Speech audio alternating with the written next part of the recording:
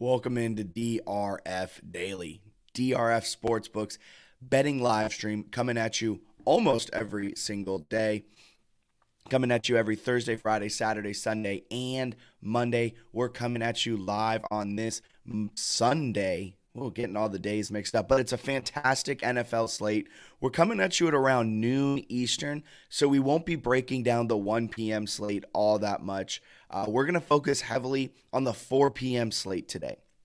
The 4 p.m. slate features a lot of very large spreads, including Seahawks, 49ers. 49ers are favored by 9. Cardinals, Raiders. Raiders favored by 5.5. That's actually the smallest spread on that 4 p.m. slate. Then we're going to finish things off with the Sunday Night Football nightcap. Bears-Packers. I'm very interested in this game because I'm just not too sure that the Packers are, as of this moment, are 10-point favorites, are 10 points better than the Chicago Bears. I could be drastically wrong, but we'll break that game down in just a little bit. But before we get into our best bets, into the breaking down of the game, sharing the DRF Sports Pro data, just a reminder: follow us follow us at DRF Sportsbook, Twitter, Facebook, YouTube, Instagram, TikTok, anywhere that there's a social media, we're there, right there with you at DRF Sportsbook. We're giving away exclusive sports betting data, exclusive trends, betting angles, line movements, a lot of stuff to make your days profitable, and you do not want to miss out on what is being shared on Twitter, Facebook, Instagram, TikTok, everything like that. Give us a follow at DRF Sportsbook, and may your days be profitable. So, with all that out of the way, and if you're in Iowa, check us out, ia.drf.com. We're also in the Apple App Store and Google Play Store. That's DRF Sportsbook there. Check us out if you're in Iowa. A lot of awesome specials, promos, daily boosts, and there's a special surprise boost out right now. From now until kickoff of the 1 p.m. games, you can get a boost on betting anytime touchdown scores, an awesome surprise boost that's coming at you 1 hour before kickoff today. So, let's break down today's slate of games. Starting things off, it's going to be Seahawks 49ers. The Seahawks come off of winning their Super Bowl, essentially, against the Broncos in Week 1. Geno Smith looks a lot better than, at least I thought as a Seahawks fan. He looks a lot better than I thought he was going to look. Meanwhile, the 49ers are coming off of a loss in one of the wettest games I have recently seen. You can include that with the fact that Soldier Field had just newly made their turf, so it was just even wetter. It was a very weird game overall, but Bears had a good first half. Then the wheels kind of fell off in the second half, and the Bears ended up winning that. The 49ers had a Good first half. Wheels kind of fell off in the second half. And the Bears ended up winning that one. A surprise to the entire football nation. The Trey Lance era has gotten off on the wrong foot. And now the 49ers play host to the Seahawks, and they are really trying to avoid an 0-2 start. Not saying the Seahawks have any chance of winning this game, but the 49ers are kind of in a must-win panic mode. And with that being said, there's a lot of things that are going against the 49ers in this spot. Kyle Shanahan, he's just 4-12 in home games in the first half of the season since he took over as the head man of the 49ers.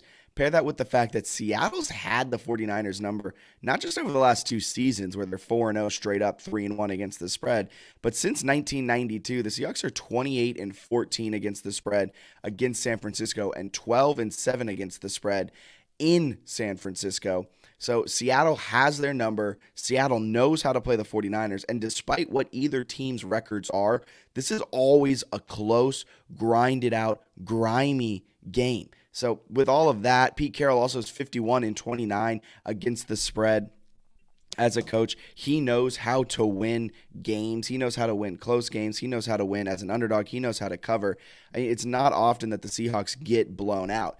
So you see it all here. Our power line like San Francisco, more like -5.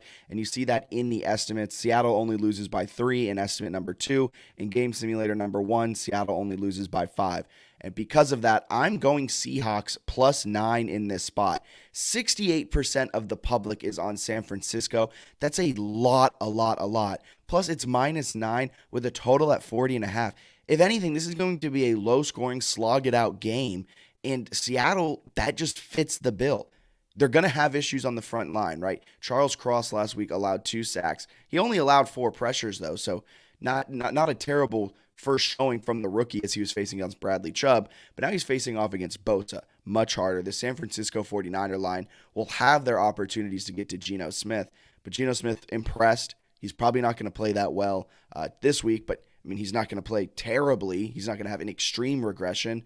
So Seahawks +9's the play here as the Seahawks play the 49ers typically really well. And when I saw this line, I jumped all over. I mean, I jumped over out on this at Seahawks at +8.5. So give me Seahawks +9 easily. Moving on from that game, we're going Cardinals-Raiders. Cardinals coming off of a terrible, I can't say terrible enough, folks, loss against the Chiefs.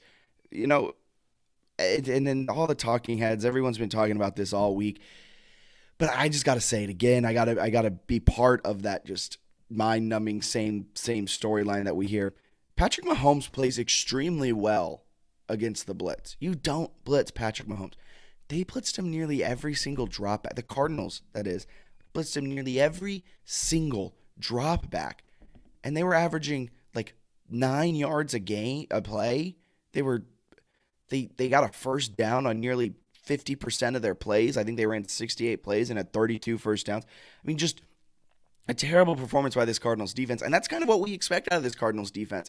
Name me a player outside of Budda Baker on the Arizona Cardinals defense. You can't. Then on the other side, the Raiders lost a tough one to the Chargers. The AFC West is going to give us classic games time and time again. I believe they lost by 5 in a tough game. But Devontae Adams, he went off for 141 yards, and he absolutely impressed. 141 yards, 100 on 10 catches, and 1 touchdown. Now, this is the smallest spread in the 4 p.m. window, and I think that's correct. I think these two teams are very evenly matched. I think both offenses will have a solid time. But public is split 50-50 on this one, so I can't fade the public. I can't ride the public. It is also opened at 3.5, and then it's moved up to 5.5 now. And it touched 6.5 at one point in favor of the Raiders. It's come back down to 5.5. So a little bit of money coming on the Cardinals when it got that high, and it brought the line back down to a more respectable place. But I'm still on the Cardinals plus 5.5 for a few reasons. This is a first-half team, and normally they have DeAndre Hopkins when they're a first-half team, and he'll be out for the next 5 games, including this one. He got suspended for the first 6 games of the season. But regardless, Cliff Kingsbury is still 10-2 against the spread in the first half of the season. And since 1992, the Cardinals have bounced back fairly well. And since 1992, there's been some bad Cardinals teams, but they're 27-12 after allowing 7+ yards per play. So I like the Cardinals to bounce back. I'm not saying money line to win at plus 180. I'm saying Cardinals plus 5.5 is a really smart play. It'll probably be a close game. Totals at 51.5. I think the Cardinals. I mean, last week was an aberration. Terrible game plan. The Chiefs, a lot better than we thought they were going. I mean, well, we thought they were going to be good, but they were darn good. Cardinals, I think we overhyped them a little bit over the offseason, and I think they came down to earth just a little bit. But the Raiders also, I think they're on the same stratosphere. Both have questionable defenses. Both have all-star offenses. So give me the Cardinals to keep it close. Cardinals plus 5.5 is the play. But if you want a little bit extra juice, we're bringing back up Davante Adams here. I think Davante Adams over yards is a fantastic prop play on DRF Sportsbook. You can find that at ia.drf.com or on the Google Play Store or Apple App Store. We have his over-under set at 92.5 yards. He went over 100 yards the last time he played against the Cardinals in 2018. He looks really good this season to start 141 yards. I mean, on his season averages, he normally averages over 92 yards per game. So I think this is a really easy one. This Cardinals defense is not good. Maybe they float Budda Baker a little bit so he can't necessarily go over the top, but Davante Adams can run the entire route tree.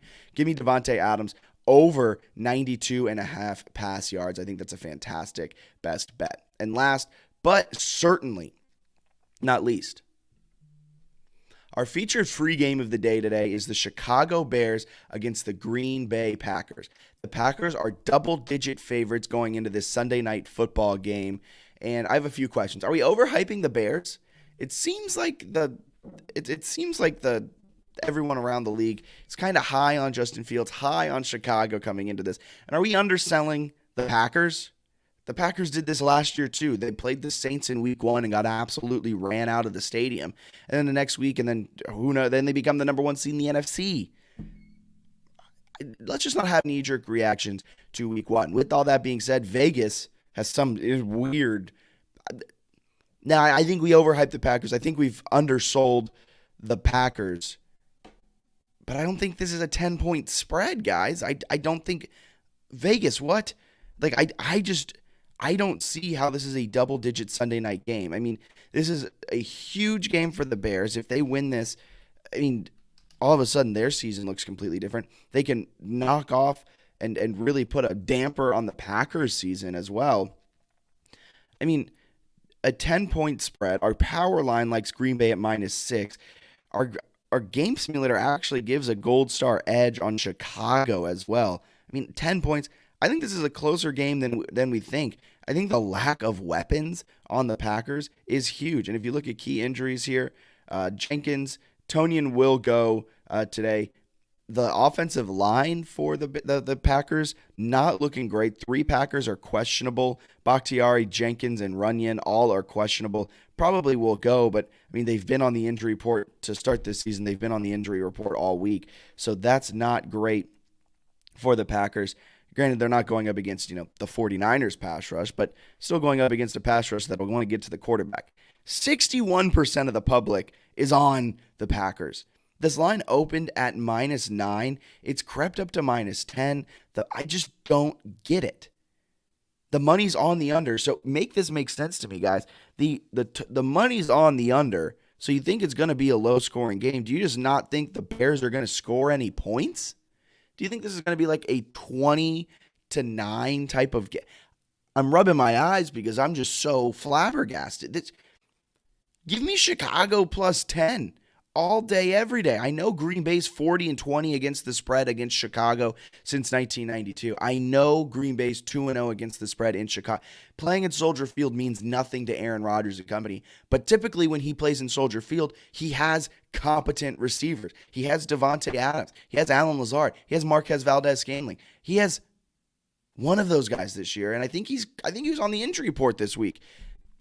The Romeo Doubs, Christian Watkins, they're not filling the role. Christian Watkins dropped a wide open touchdown. I think the Packers win, don't get me wrong, but I don't think the Packers put up enough points to win this by 10 points, to win this by 11 points or more. That 10 is a perfect number. Give me Packers.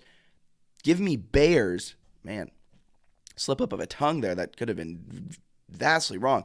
Give me Bears plus 10. I can't believe I'm saying that, but I liked what I saw out of them last week. I like Justin Fields. I think they keep this one relatively close. I think they lose by 7 points. They lose by a touchdown. They lose by 8 points, something like that. They're not losing by 11 points or more. So, with all that, let's do a quick recap of today's best bets, shall we? Boom. Right there on the screen. Seahawks plus 9 at the 49ers. Seahawks have played the 49ers really well over the last couple of seasons. In the last couple of seasons, the Seahawks haven't been good.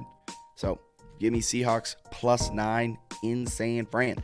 Cardinals plus 5.5. I went back and forth on this one a lot when I was prepping for the show today. But I like Cardinals plus 5.5. I think it'll be a close game. These teams kind of remind me of each other. Really, really solid offenses, not good defenses. In that game, though, target Davante Adams over 92.5 yards. I think Davante Adams will have himself another day. I mean, he went for 141 yards last week and got the L. So he can go for 150 yards this week and still get the L. Or the Raiders could win, but not by a lot. So give me Cardinals plus 5.5 tonight. And last but not least, give me Bears plus 10 to finish the night off. I want a close game in Sunday Night Football. I don't want what we saw last week. And I think the Bears, we overhyped them this week, but we've undersold it's a weird spot, but I don't think this is a 10-point difference. I think the Bears can keep this one relatively close. This is one also with our power line. I'm going with our power line likes Packers minus 6, and our game estimators like the Bears plus 5. So with all that being said, give me Bears plus 10 all day, every day. We're looking to bounce back after a 1-2 college football Saturday, and I'm having a good feeling about this one. We'll be back tomorrow, same time, same place, roughly same time. Breaking down Monday Night Football with some awesome player props, player bets. Last Monday Night Football, we hit on a few of them. We're looking to bounce back again with some more Monday night action.